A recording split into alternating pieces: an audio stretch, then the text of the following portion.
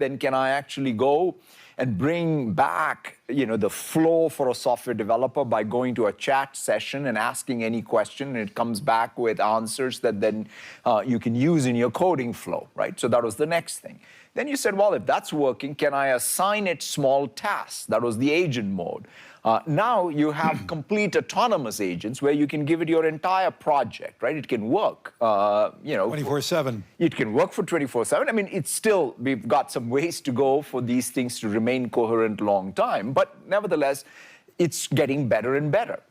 And interestingly enough, you look at it, the software developer still is got a lot of agency in it, right? So that's why I kind of still think that, going and thinking of these as somehow living outside of the realm of human agency is probably not the right way to think about it.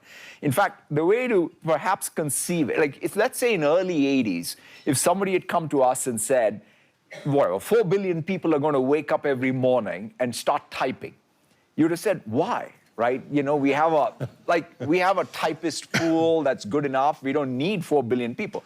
But that's what happened. Like we invented this entire class of thing called knowledge work, where people started really using computers to go amplify what we were trying to achieve using software. I think in the context of AI, that same thing is going to happen. It's not like, what is hardcore coding is going to remain hardcore coding forever. It's just that the levels of abstraction are going to change.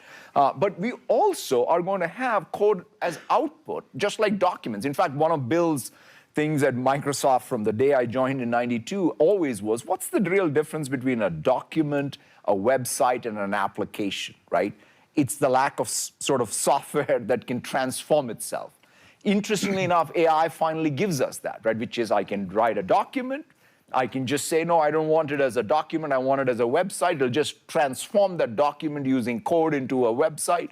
I say, well, I don't like the website, I want an app. It'll write more code to transform it. So that reasoning and reasoning capabilities, that prediction capabilities, that ability to take action, remain long-term coherent, is all improving. And our job, though, is to parlay this. Like take even what you at BlackRock are doing.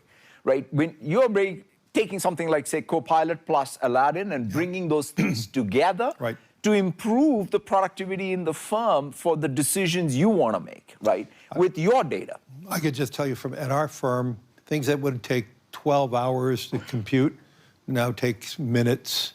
For us, processing $14 trillion of other people's money with hundreds of thousands of different mandates, we could do that instantaneous. And that to me, if it wasn't for the technology and AI today, we would not be able to function to the scale that we're operating.